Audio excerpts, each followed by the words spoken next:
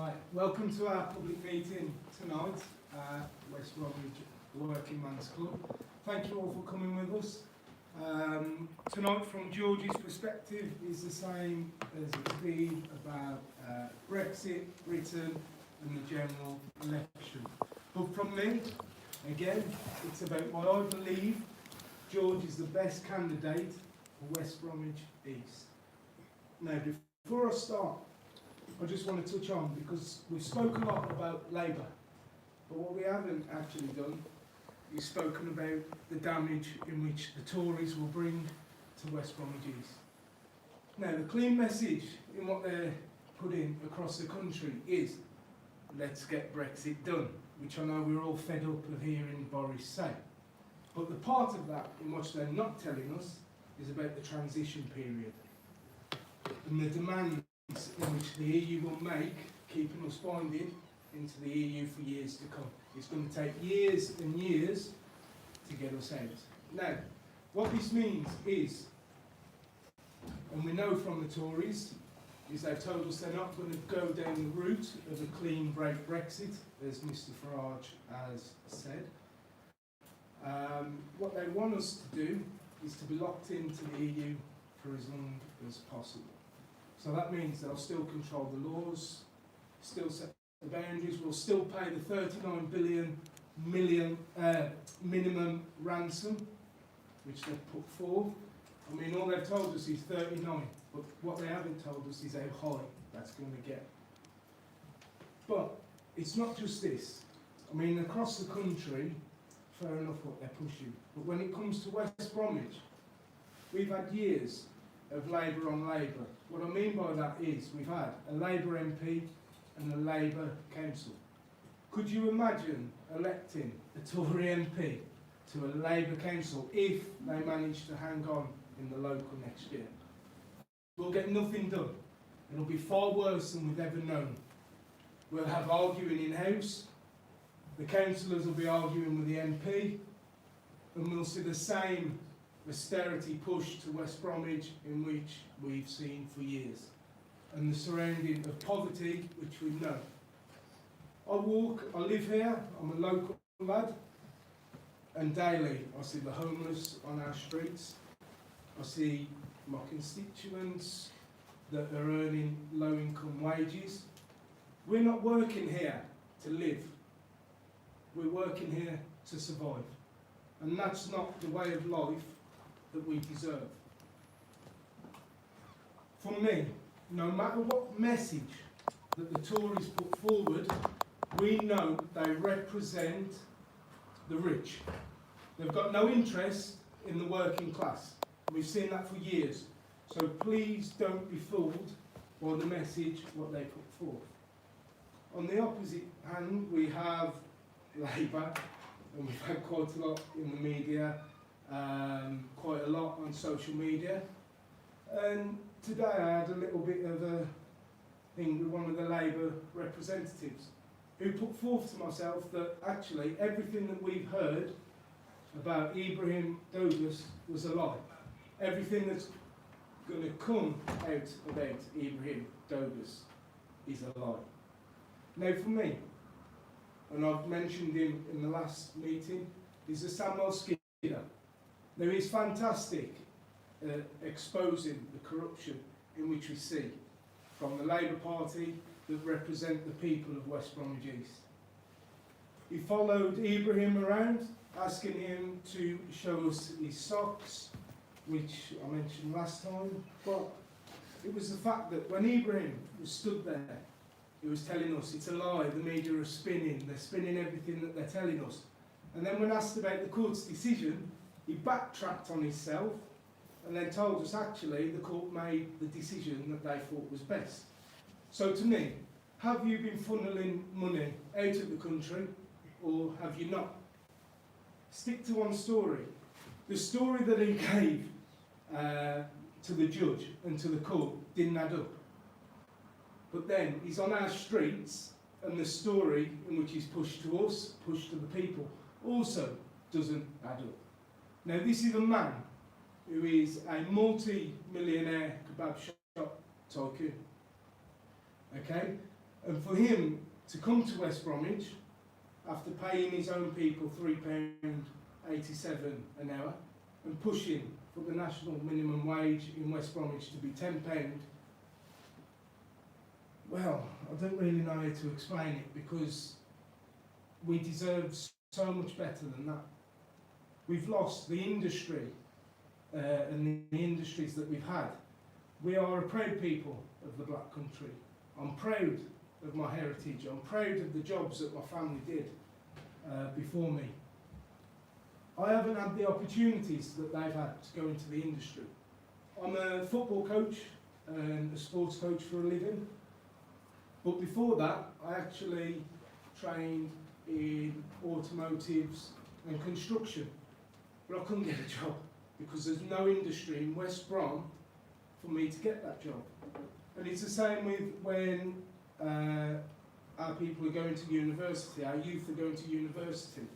They're training in specialised subjects, only to come from university in thousands and thousands of debt to then get a job in McDonald's. Now for me, there's no issue with working in McDonald's because you're working, you're making a living. But when you've put yourself in thousands and thousands of debt, you deserve the industry that you've trained in, and that's my opinion. Now we can go with the two mainstream parties and we can continue this downward spiral that we know, which I've said, or we've got a unique opportunity, a little bit like Boris Johnson's slogan, you've heard me say it and you'll hear me say it again and again, to elect a working class man to give the working class people of West Bromwich East a voice. Now, what we've seen, and especially for me living here, is the slander put forth about George. The slander from the far right that don't want to give us a voice. They want to keep the money to the capitalists. They want to make the businesses and give them the money. Okay? And I'm sick of this. We need a working class representative in order for us to have a voice back. Now, when it comes to December 12th, it's really on us. We can have the traditional values of the Labour Party for the middle class, or we can have the traditional values of the Conservatives, which is for the rich.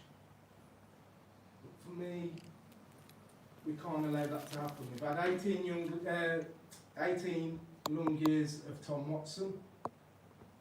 I said in the last meeting that he was a blessing for us. Now, before you boo, compared to the candidate that Labour have put forth, he's a much better option. We can't allow us to go down the route of a middle class party. We can't go down the route of the rich party. We have to elect George Galloway. Thank you.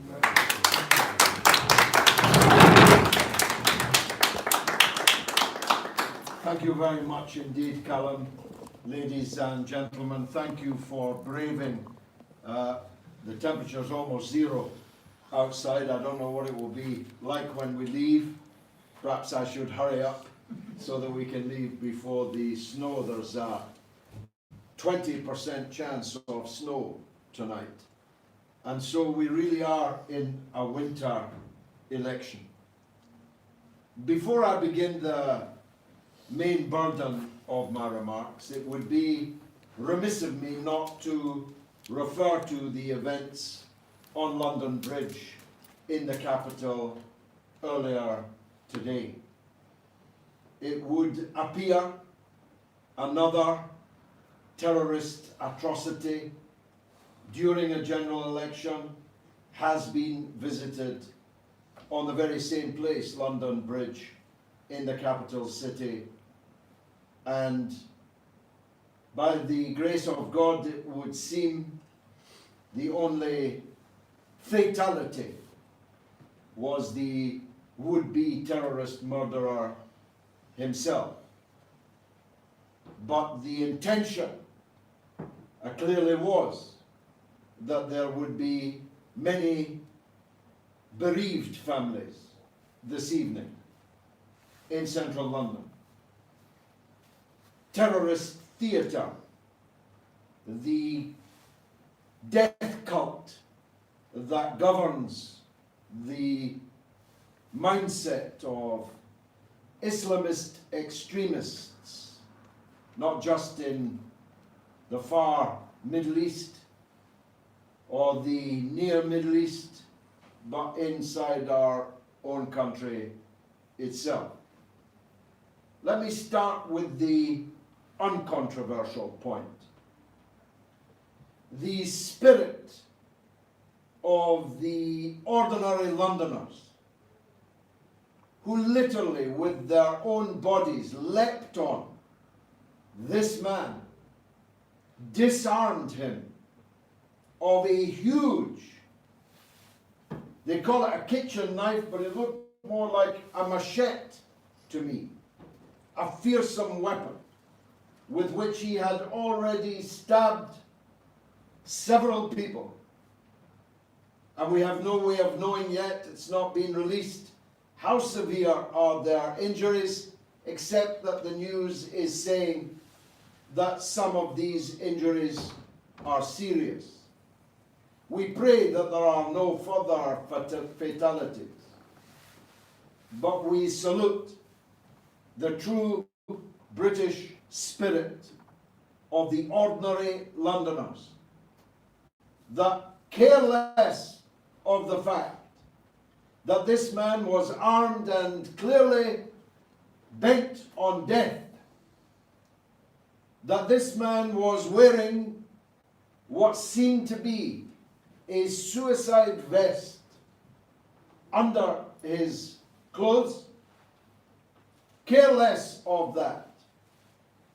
These heroes piled on this individual and disarmed him of this fearsome weapon.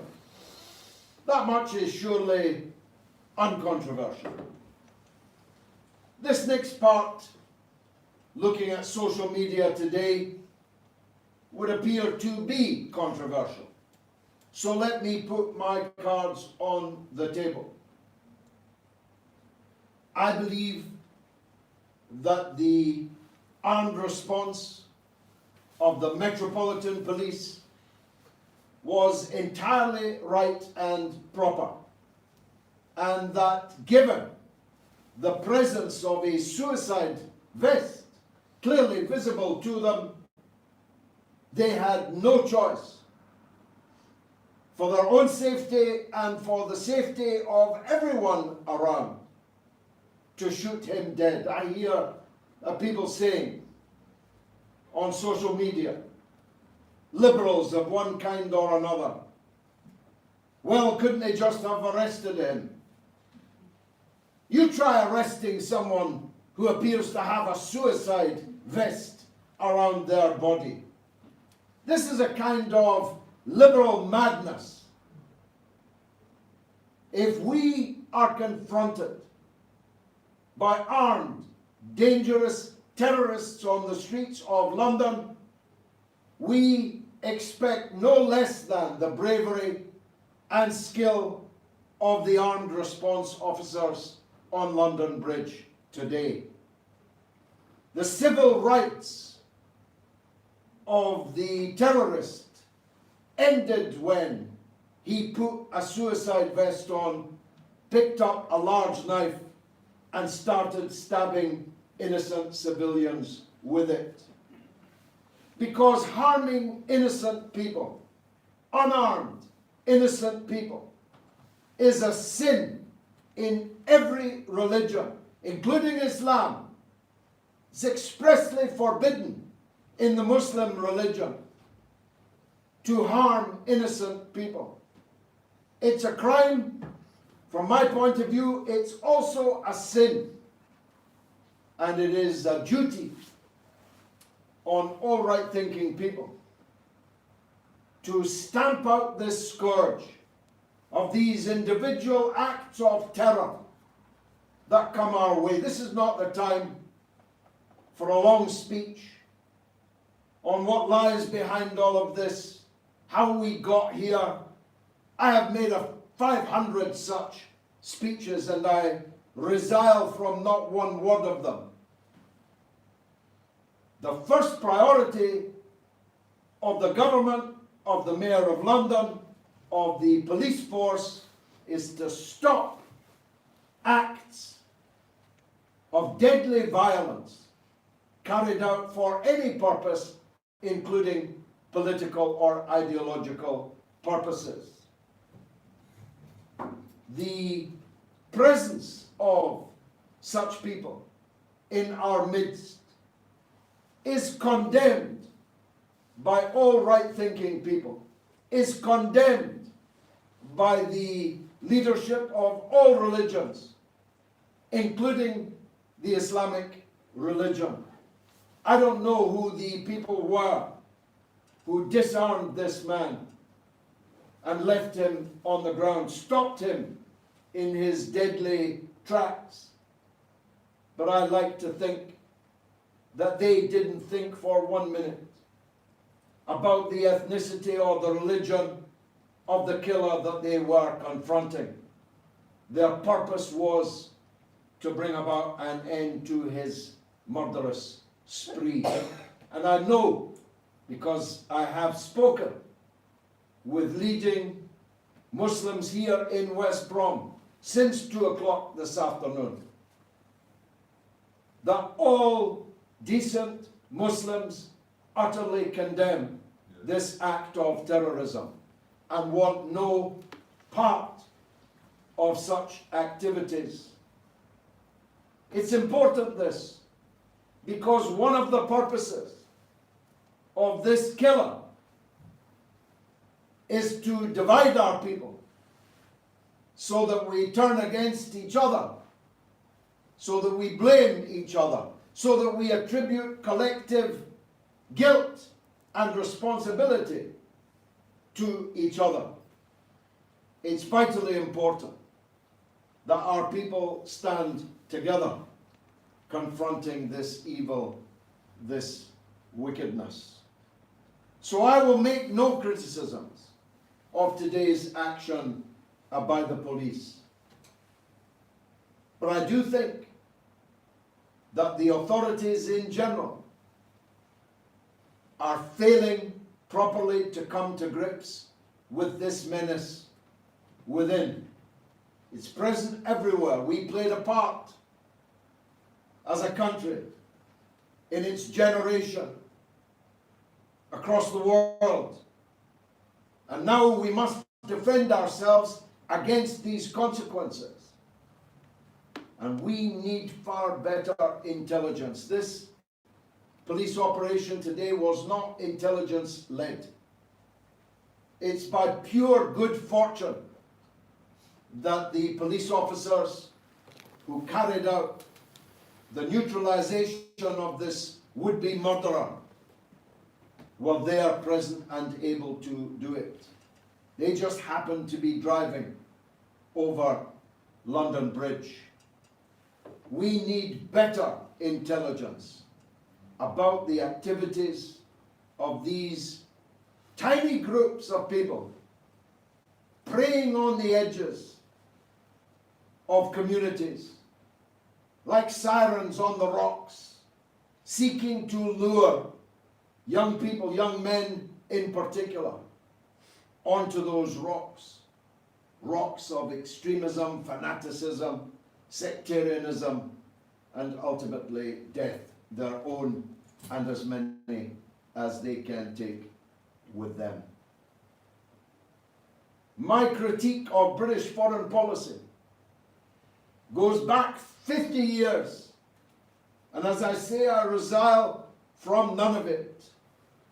But that's not a reason for not dealing firmly, robustly, and if necessary, with deadly force when these terrorists come onto our streets bent on murder.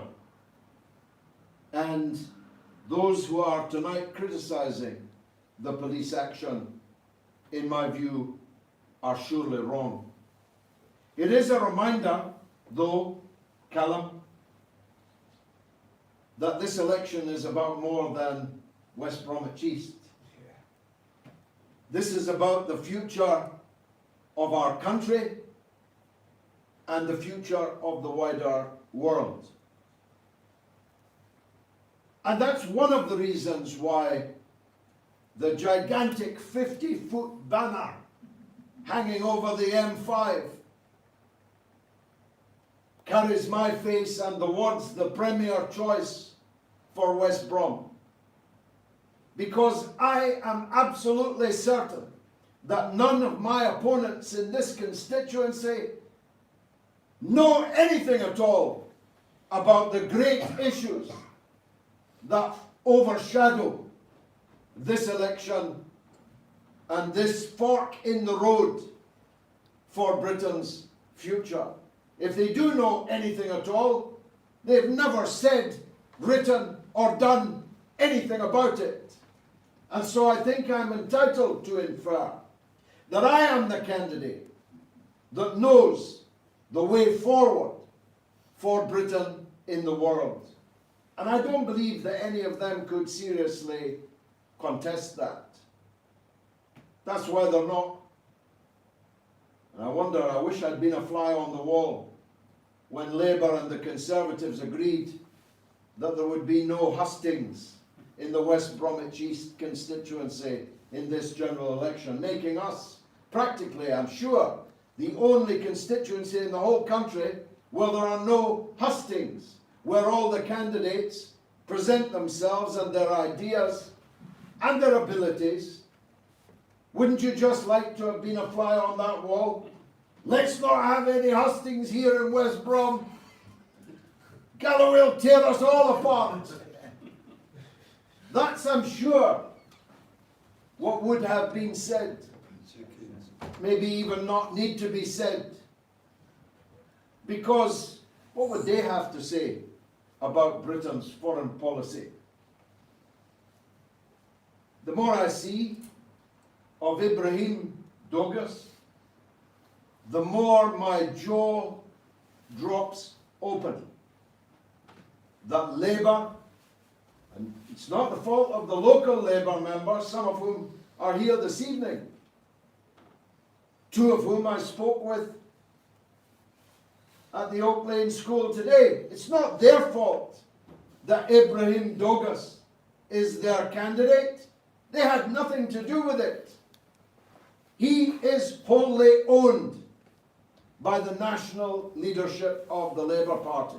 And if they lose this seat, as I am absolutely sure that they will, don't go blaming me. Don't go blaming the local members of your own party.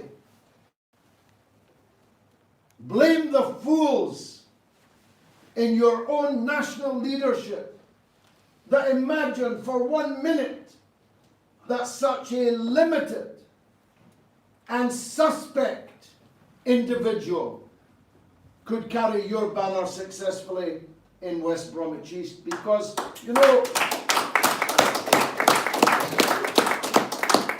this is a big insult, you know, to the people of West Bromwich East. I mean, Tom Watson, you're right. Tom Watson was bad enough. But at least he wasn't stuffing thousands of pounds in his socks. Maybe around his middle, I don't know. Maybe he gave that up. No, to be fair, I had many, many differences with Mr. Watson. But I never regarded him as a thief. But that's what Douglas is. That's what the judge found that he was. He can run around in the centre of West Brom and say, I disagree with the court's verdict.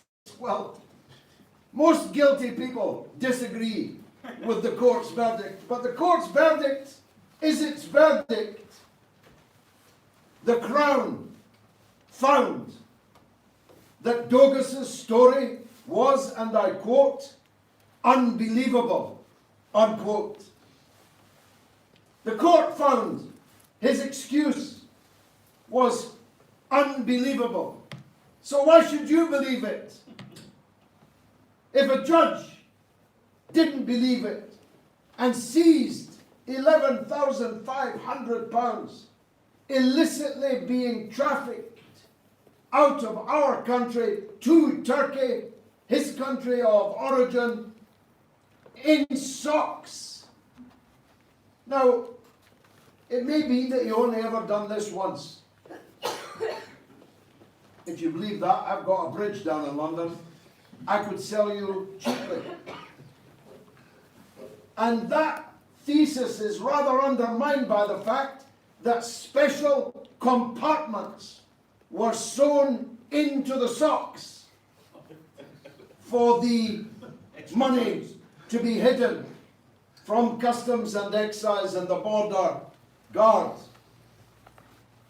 That would seem to suggest a practiced ease. I don't know how many aunties he's got or how many socks he's got.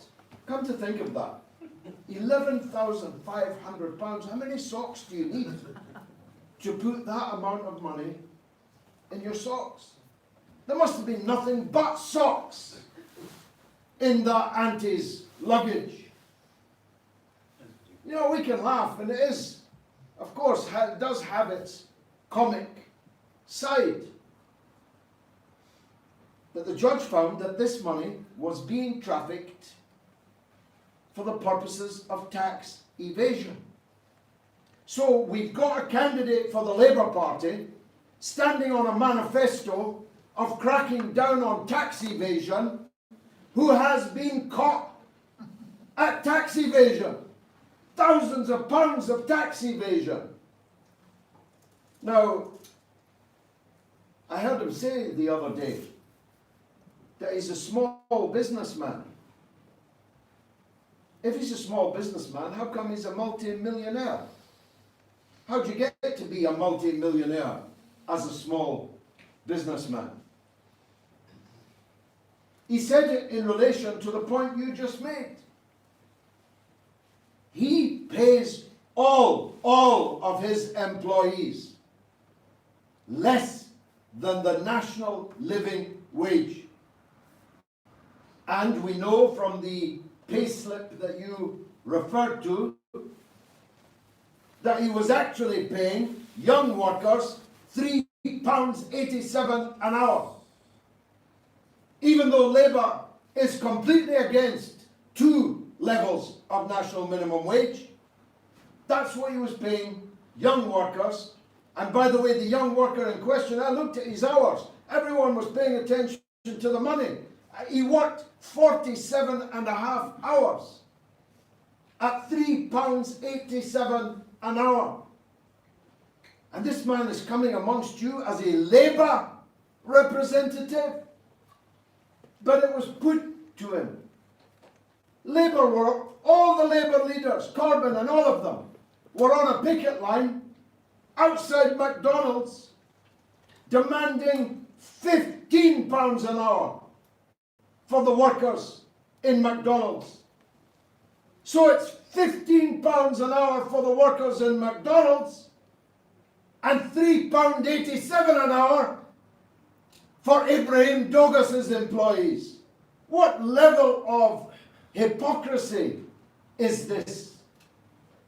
How can this man seriously present himself as a Labour representative in the face of this evidence? Now, when he was taxed on this, that's the wrong word, taxed, he doesn't like tax.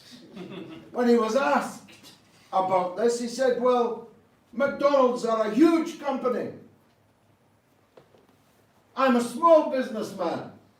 That's why I pay less than the national living wage for which Labour has been campaigning for the best part of 20 years, I think. Well, leaving aside that McDonald is a huge company, even accepting that he's a small businessman, he's a small businessman who's a multi-millionaire. Why don't you share some of your multi-millions with the people that work for you? That would be a credible answer to that question. And then there's the issue of Brexit. I don't know what all of you think about Brexit. My view is it's no longer about the merits or the demerits of Brexit, the merits of which I am entirely persuaded of, for reasons I shall adumbrate shortly. But the issue is now, having voted for Brexit, do we get it or do we not? Well, Douglas, in his many restaurants, in prime locations, opposite Parliament, next to the London Eye, he prints receipts on which he says, on the receipts, Brexit is evil. Well, what does that say about the people of West Brom? 7 out of 10 of whom voted for Brexit. At best, it means they voted for something that was evil. At worst, it means they're evil. Again, did nobody in the Labour head office check any of this? Did it not occur to them that a tax evader who hates Brexit so much, he prints that it's evil on his receipts? And so we're going to parachute him into West Brom, a poor, downtrodden, forgotten town that voted overwhelmingly for Brexit, not least because it is poor, downtrodden, and forgotten. What were they thinking of? Mr. Corbyn, what were you thinking of when you, personally, we understand, made this choice of Ibrahim Douglas? I'm stressing, labouring on this, because one of the Labour members at the school today said to me, you might let the Tories in, you might get enough votes that you let the Tories in. Here's my answer to that. It's twofold. I'm fighting this election to win. I'm a better candidate than either the Labour or the Conservative Party candidate. But there's a second answer, and it's this. If I cause the defeat of Ibrahim Douglas, you will thank me for years that I have saved you from the embarrassment and humiliation that will surely be visited upon the people of this town with him as their Member of Parliament. If the Labour Party had any sense at all, they would even now withdraw their support from this candidate, claim that they knew nothing of this of which I have been speaking. And now that they know it, they can no longer support him. Because I've got to tell you, that's what Labour voters are doing. Labour voters without number are doing. Now I hope to persuade them that my experience, the abilities that God gave me, my determination and energy can do the best job for them as Member of Parliament for this constituency. And as I've said, I repeat it, I'm going to stand only once. And so the rest of you, you Labour people in this room, the rest of you will have 5 years to get your ship in order, correct your mistakes, renew and repair your relations with a community that now, I don't know whether to use this word, but I feel it all day, a community that now hates you, a community that's turned against you because of Watson and Brexit and now Douglas. You should use that time wisely if I should be elected here in his stead on the 12th of December. But in that 5 years, I promise you I'll take you into the Premiership. I promise you nobody in Britain will not know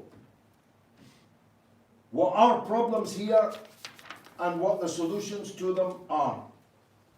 I can't wave a wand. I'm not going to insult your intelligence and tell you I can fix all the problems here on my own. Although the BBC said to me the other day, what can one man do? I said, it depends who the man is. But I'm not Superman. But I've got a super voice. And I've got a super attention to the problems here and what needs to be done to fix them. I told you, I think last week, Tom Watson gave 45 interviews last year on national television. He did not mention the words West Brom once.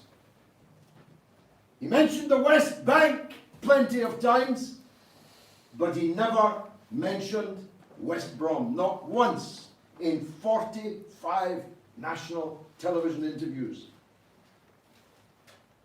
If I'm on the TV 45 times, and I promise you I will, you can be sure that the words West Brom and all the problems that exist here that you know about better than me, but which I am feeling and touching every day now, for months, those problems will be roared on the floor of the Parliament House, will be roared in the media, and I will organize the people to demand justice, to demand attention to the problems we have. I used the analogy the other night at the meeting in the Coach and Horses. Some of the older amongst you may remember a film called The Time Machine. It's from the H.G. Wells epic. And the man sat in the time machine and he pulled the lever, went back in time, and all the images as he went back year by year by year began to flash up on the screen. If you were in West Brom, some of you are way too young, but if you were in West Brom, let's pick a year at random.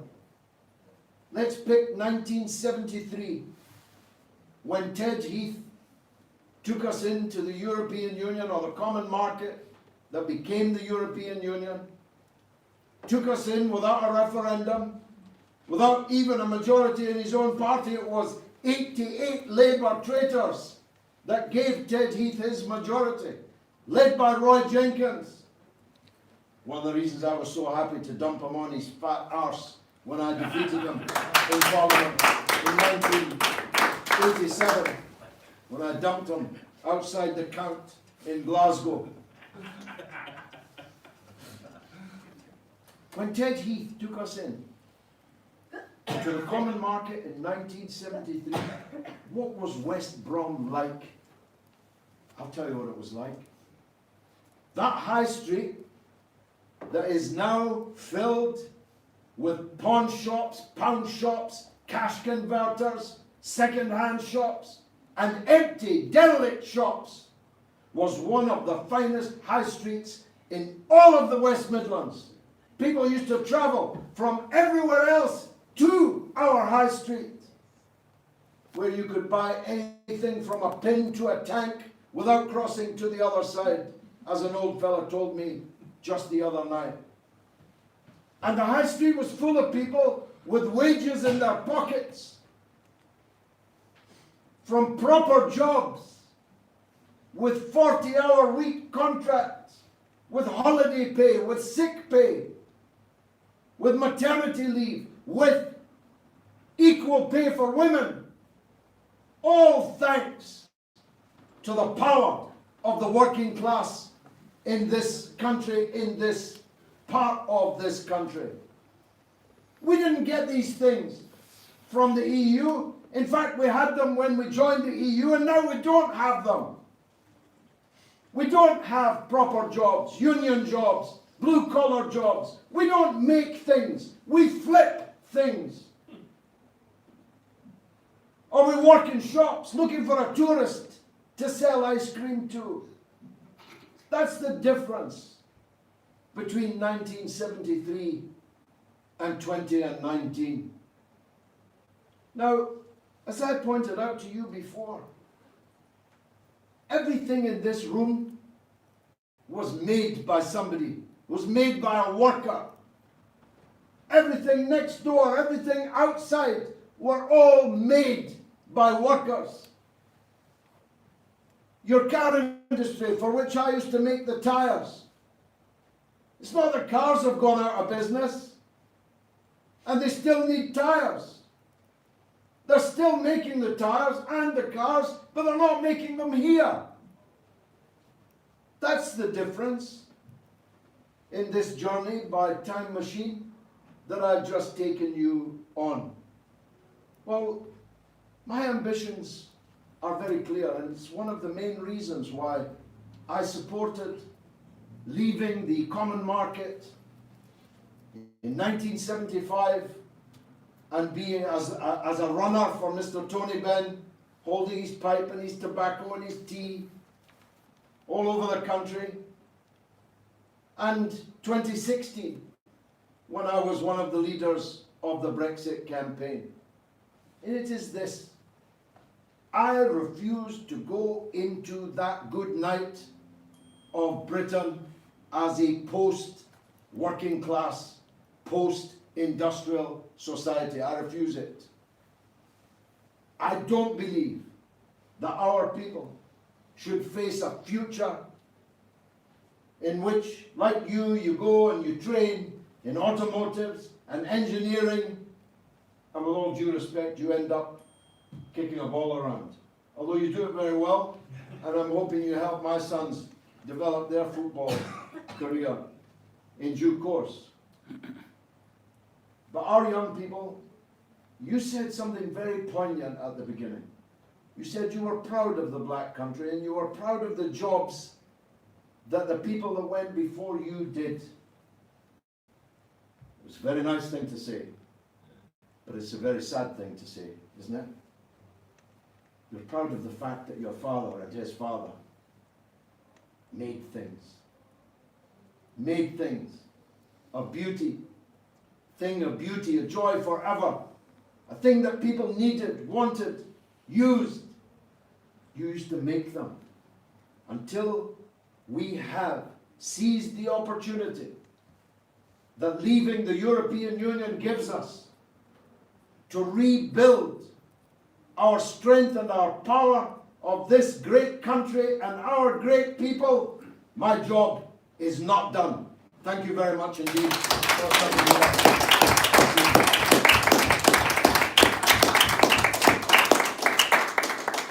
Well, ladies and gents, if you do have any questions, just pop your hands up for me, and I'll try and get around to you all. Should we start off? You said you had a question on there, sir?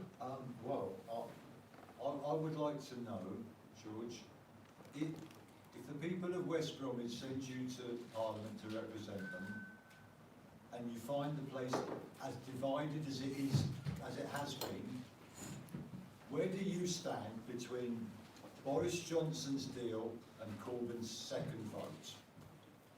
Corbyn's second vote is an insult to 17.4 million people. You see, if you want to form a party to rejoin the European Union, that's a perfectly respectable and democratic thing to do.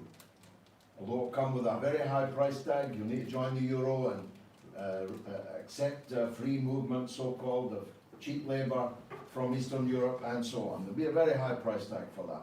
But you can do it. It's perfectly respectable. What is not acceptable or respectable is to force people to vote again on something they've already voted on. You can have, at a push, a referendum between leaving on WTO terms and leaving on Boris Johnson's terms or Jeremy Corbyn's terms. That's a possible referendum dichotomy question, though I caution strongly against it.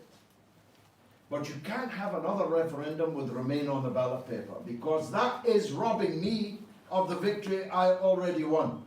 Me and 17.4 million others. If you retable the primary question, it's called, in Walter Citrine's ABC of chairmanship, once the Bible of the Labour movement, then you are cheating the people who won the vote the first time. And that's precisely why Jeremy Corbyn will not win the general election on the 12th of December. Because, as I pointed out, you can't say they weren't warned. I pointed it out on my radio show every week. 65% of Labour-held constituencies voted to leave, many of them overwhelmingly. And 25 out of the 35 main target seats that Labour needed to win in order to win the election voted leave, many of them overwhelmingly. So, to me, there's not much point in piling up 30,000 majorities in Remain areas if you're going to lose in those parts of what used to be called the Red Wall. That's what they're calling it today. If you get a big majority in Diane Abbott's constituency, but you lose Dudley North and West Bromwich West and West Bromwich East and into the East Midlands and South Wales and the North West and the North East of England, what's the point of that? And that's precisely what the mega poll for YouGov, 100,000 sample, suggests is going to happen. So if those were the two questions you posed me, or the two options you posed me, in Parliament, I would vote for Boris Johnson's deal rather than Jeremy Corbyn's second referendum Would you put him in number proposal. 10? Hold on.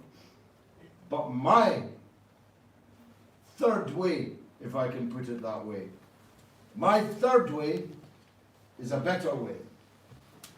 We should leave the European Union on World Trade Organization terms, save ourselves £40 billion and counting, because you're right, HS2 was supposed to cost 80 million, now it's costing 103. Yeah? The 39 billion divorce payment from the EU, what is that actually going to be by the time we finally paid it? It's only going to go up. So that would be my preference. Would I put Boris Johnson in Downing Street? Absolutely not.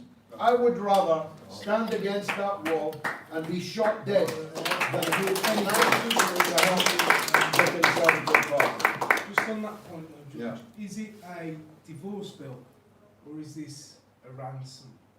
That's Yeah. the point that we Yeah, have. because well, it's a divorce bill, but you're not actually properly divorced. It's paying a divorce bill, but your ex gets to tell you who you can go out with, who you can date. Your ex gets to keep the record collection, the car, the dog, the kids, and the house, and your credit card. Not much of a divorce, that. Trust me, I've been divorced.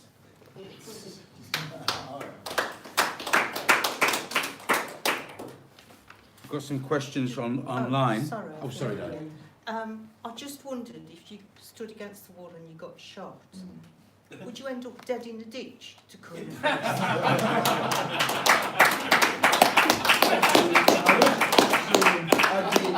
I'd be dead on this platform, and I'd recommend young Callum here as my successor, should that unfortunate eventuality come to pass. No, I'll probably be in the ditch with you, to be honest, George. Anyone else? Yeah. Hi George, I noticed this week there was an awful lot of fuss on the television about the climate emergency and the fact they'd had a debate, I didn't catch it myself, on Channel 4, and they seemed to be really upset that Boris Johnson hadn't turned up and neither had Nigel Farage. Now, my question is, why is there all this fuss about the climate emergency, and they've organised a special hustings to deal with the climate, and yet there's no hustings or special conference been organised to talk about jobs?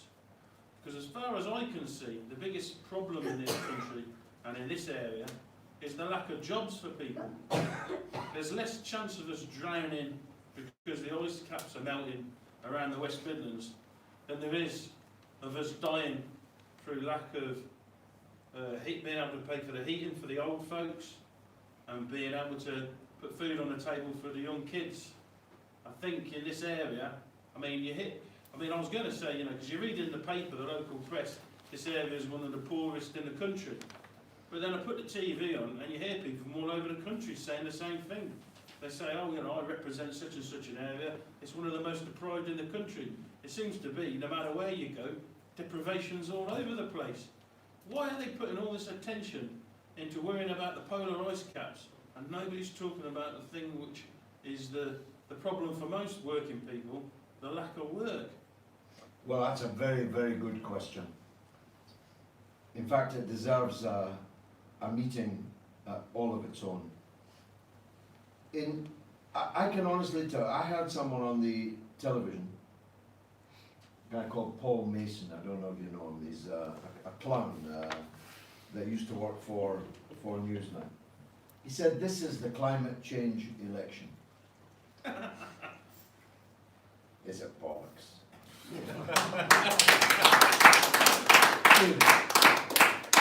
I've stood on that street for the last 3 months and not a single person has raised a climate emergency with me. I'm not a scientist, I'm an engineering worker. There are some things I know though. One of them is the set of points that you yourself made. We have an emergency already here. It's 1 degree outside now, by the way. We've got an emergency here already. How are our old people going to get through the winter without shivering and freezing to death? We're a country that doesn't have money to keep our pensioners alive in winter time, but has apparently unlimited money to go all over the world setting fire to other people's countries. That's the kind of madness of our age abroad. If you want to have an emergency summit about something, let's look at that. Let's look at the people whose countries we set on fire and that are still burning. Iraq tonight is in flames, north and south. 70 people were shot dead today protesting in Iraq. What a big success Tony Blair's invasion and occupation of Iraq has turned out to be. I know other things. It's funny that the richest people in the richest countries want to stop the poorest people in the poorest countries industrializing their countries because we're already industrialized. If you're going to say to a country like India, you're going to need to stop this industrialization, well, you're going to need to share the wealth of Sweden, America and Britain with the people of India. That's the price. Why should people in poor countries stop industrializing their countries to deal with a climate emergency we have declared in the rich countries? This is sheer hypocrisy. I accept that there are signs, unmistakable signs, of global warming. I don't know the extent to which human activity has caused that. In any case, I'm in favour of the green life in itself, for its own reasons. I'm against plastic because it poisons the birds in the seas. I wear, always, vintage pre-loved clothes, because I prefer it that way. So does my wife, thank God. She goes on a shopping spree around the charity shops, buying second-hand. I live a green life, as best I'm able. And I think we should all keep the planet clean. It's the only one we've got. We should all do what we can do to prolong the life of our people and the earth on which we live. But I can't accept people whose absolute monomaniacal obsession is with climate change, but have nothing to say about, for example, war and depredation, which is the ultimate climate change emergency. Have you any idea what the carbon footprint of the United States Armed Forces is? It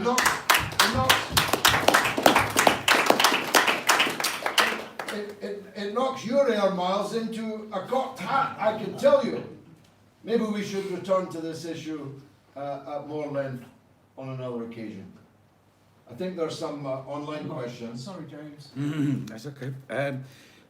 YouTube, as in the Scottish YouTube, has asked, once we've got our country back, will you apologise for the eventual privatisation of the NHS that will absolutely be a prerequisite for a disaster capitalist trade deal with the US? It's just utter nonsense, that question, from start to finish. For a variety of reasons. First of all, the health service is already very considerably privatised. And by the way, it was very considerably privatised, not by Mrs. Thatcher, and not by Boris Johnson, but by Tony Blair and Gordon Brown. They are the people who took Mrs. Thatcher's privatisation measures and supercharged them, turbocharged them. So the health service is already substantially privatised. Perhaps you would join me in my demand for the complete renationalisation of the National Health Service. No problem. That's my demand. Is it yours? Because it certainly isn't Labour's. I'm inferring you're a Labour supporter. No. No, this question. Sorry, madam, I was pointing at the camera. It's not Labour's policy. They have no intention of renationalising the National Health Service. I had a man on my radio show last Sunday called Dr. Bob Gill. His film, The Great NHS Heist, has its premiere in Leicester Square on Saturday. Tomorrow. Sunday. Day after tomorrow. Now, I'm working on it. I'd be there. I have a show every Sunday night, as you may know. Now, this film makes clear the terrifying extent to which the NHS is already privatised.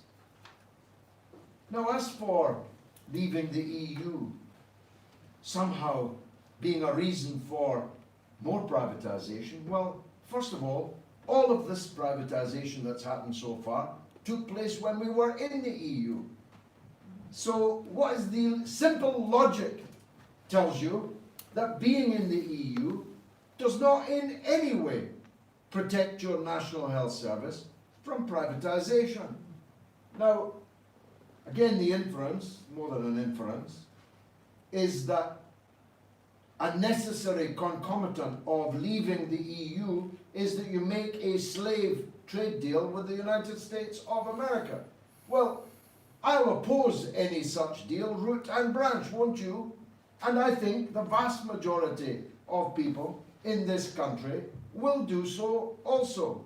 As a matter of fact, the Tories would be giving those that love the NHS a real gift if they tried to sell the National Health Service to the United States of America, because the whole country would rise up against it. Because everyone with half a brain knows the disaster that is US healthcare. As a matter of fact, if Bernie Sanders wins the American presidency as I believe he may well do, next year, they'll have a National Health Service. Do you think Boris Johnson's going to get away with scrapping our National Health Service just as the Americans are getting theirs? This is an absurd idea. Now, the coverage I've seen on this is that the Americans have put on the table their demands for free access to the NHS as the price of a trade deal. Well, if that's the price of the trade deal, there'll be no trade deal. And we'll trade with the United States on WTO terms, just as I suggested we could do with the European Union. But I've got to tell you this, the United States currently doesn't have free access to our NHS, but Richard Branson does, and many another privateer already does. Under the rules of the European Union, our services must be open to compulsory competitive tendering by the private sector. I'm against all that, aren't you? Yes. In which case, your point about the EU is completely invalid.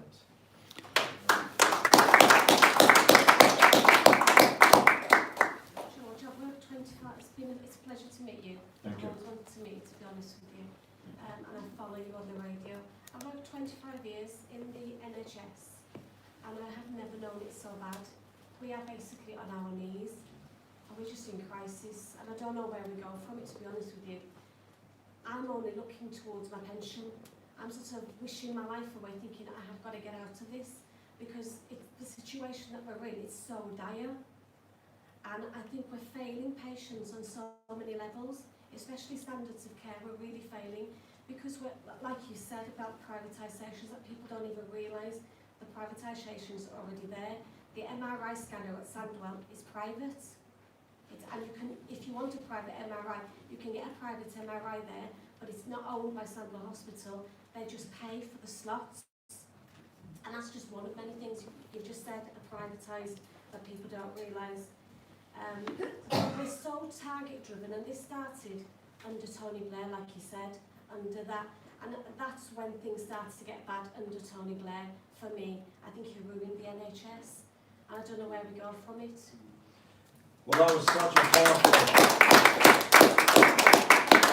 powerful question from an NHS worker. I hope the viewers watching online caught it. If not, I'll recap it.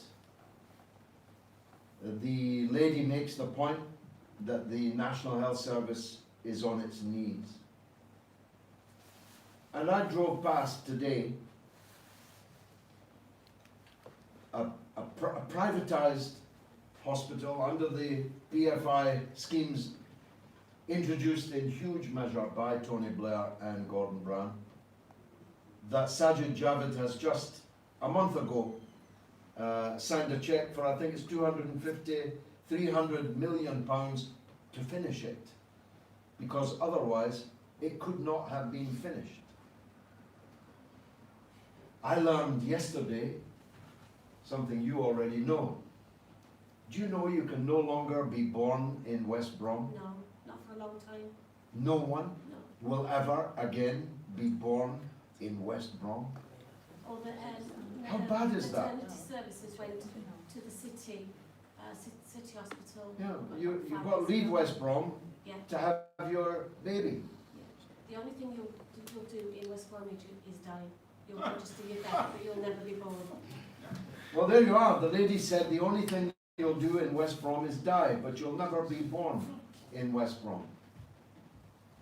Who stayed silent about that? Who allowed that to happen without it becoming a national scandal? And the answer is Tom Watson, as the lady says. The privatisation of MRI and so on, these were all done under Tony Blair, the Labour leader, the Labour Prime Minister. I'm waiting for an MRI now. I've been waiting for 6 months. On my knee, I was a footballer for many decades, longer than I should have. I now have a problem with my right knee. I'm waiting for an MRI. Months, maybe not 6, probably 4 months so far. I've been waiting for it. I can't get it. But I could have got it that afternoon if I'd been prepared to go private. From the same man that will do it eventually in the National Health Service. I had a thyroid tumour 6 years ago, and I had to pay privately to go and get surgery because there was an 18-week waiting list. And that 18 weeks was an 18 weeks I couldn't bear to wait, thinking I'd got cancer. I obviously was quite benign, but just the thought of 18 weeks just to see a consultation. So I went and I had it in the same week because my husband paid for it. This is shameful, Yeah. utterly shameful, really. And by the way, they're using skills that were paid for by the NHS, often buildings and even equipment that was paid for by the NHS. This is intolerable. This is apartheid. This is medical apartheid. If you're rich, you get schemed. If you're not rich, you can waste away. Did you want to make? It was just a point, George. Yeah. It was not a question, but just picking up on what this lady said. I too had to pay to go private. I went to my doctors 5 times because I thought I got cancer in my back, and I was refused 5 times to be sent for a scan, so I paid to go private, and that scan showed I got 2 slip discs.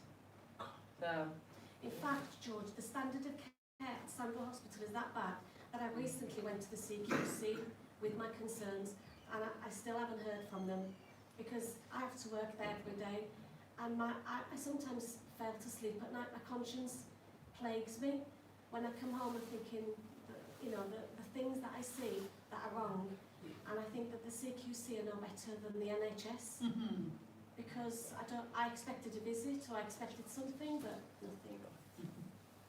I'll say one thing, George, that plays into what I said to you guys a couple of weeks back in terms of accountability. There's absolutely no accountability at all as regards these public bodies. And the point I did raise with you as well as regards corruption. We do need somebody there. I mean, if it means you starting off on a basis where you're just concerned with your constituents, to get these so-called oversight bodies to actually do their jobs properly, hold somebody to account, because people are getting away with murder. They're literally getting away with murder. People are dying for no reasons at all. I mean, dying of illnesses what can be cured. People have been, in my case, fitted up for things which, as it says, you know, I mean, to know that people in positions of authority or positions of trust are abusing the positions that we place them in from taxpayers' money, we place them in there, and they're meant to serving us. They've got this attitude whereby we're the servitude and we're meant to be serving them. Yeah. It's diabolical. And again, as I said, you can't put the onus on you to sort things out, but if you're there as a light bearer saying, well, look, we need to bring these oversights to accountability. The prime example is what's been on the news the past 2-3 days as regards to Staffordshire Hospital and the corruption there. The amount of babies and the amount of women that die, all because somebody turns a blind eye. I mean, I've had situations in the past, well, I've known a situation in the past, I should say, sorry, where people have used Sandwell Hospital, the deaf hospital, right? And they've complained about the services to the senior management, and rather than dealing with members of staff who are abusing the public, they've turned around, switched it and put not a restraining order, but a behavioural order, and the people are making the complaints. And they're getting away with these things because nobody's standing up. There's nobody who can approach and say, well, look, here's our problem. Will you talk to these oversight bodies and make them do their jobs? They're being paid big money to do their jobs, but they're not doing it. And again, as you said before, that all falls into play with the likes of Gordon Brown and Tony Blair. They've done more to destroy this country than Maggie Thatcher ever done. Well,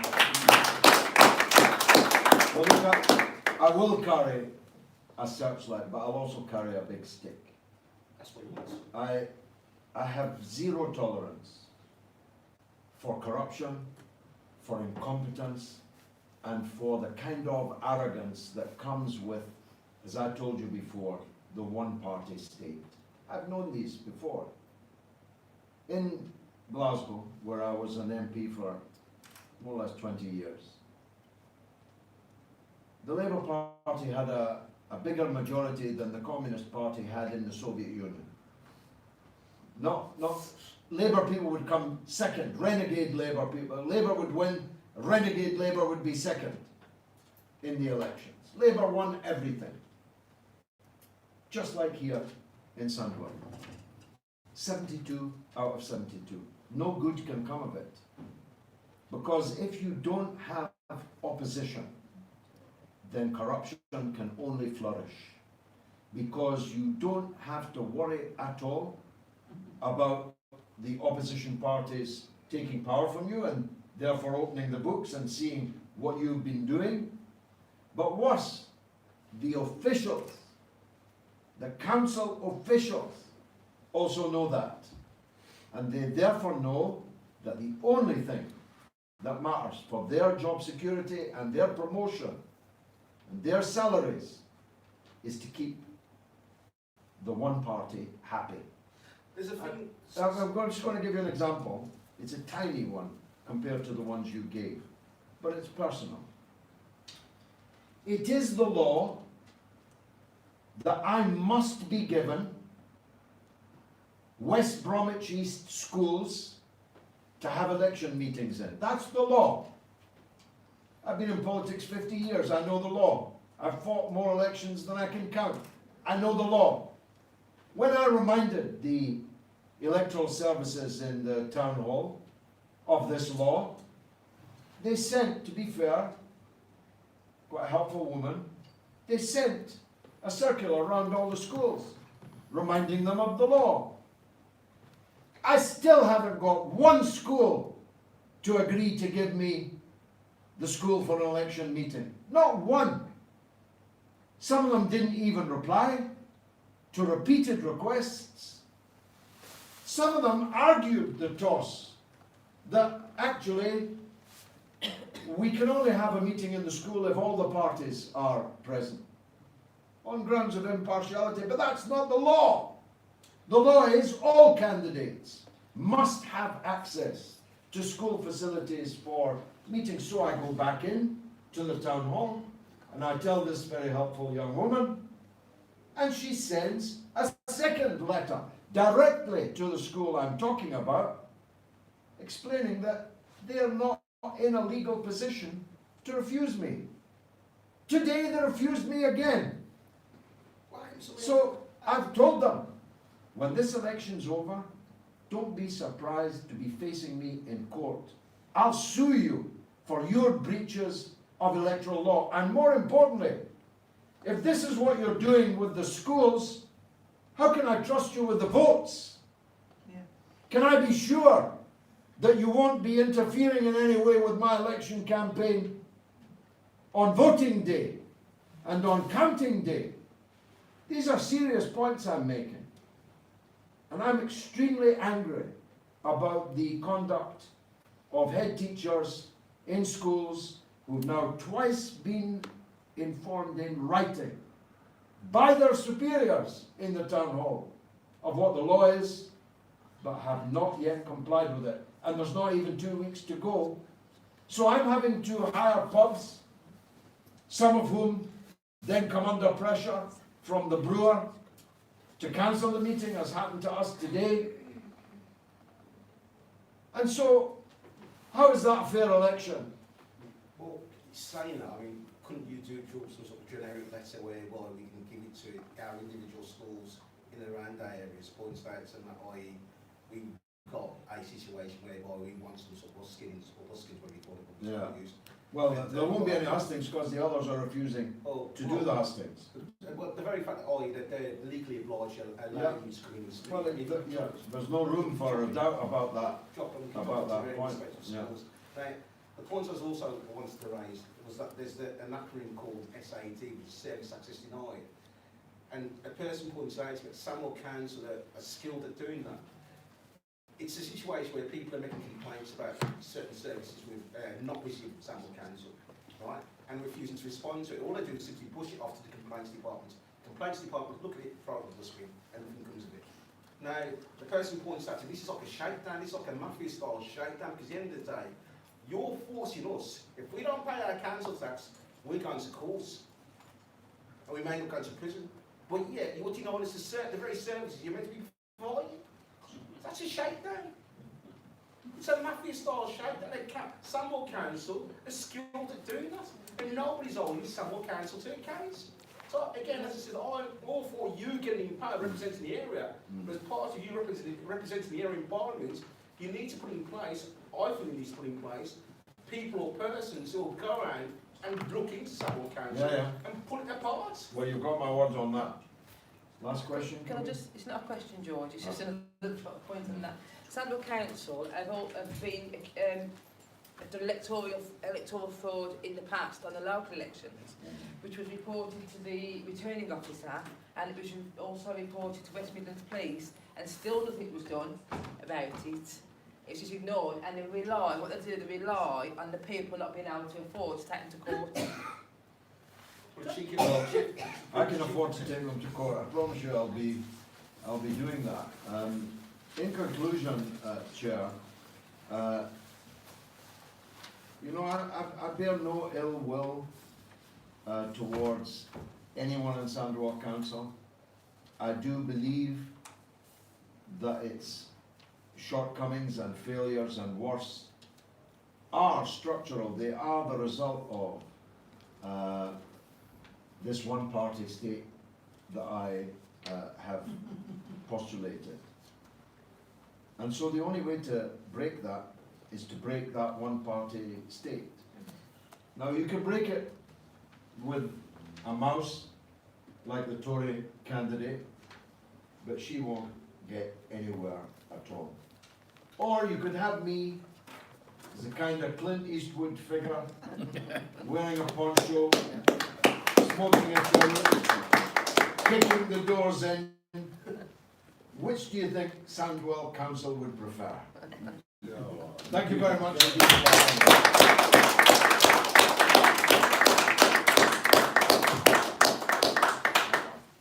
If you could sign at the back if you're interested.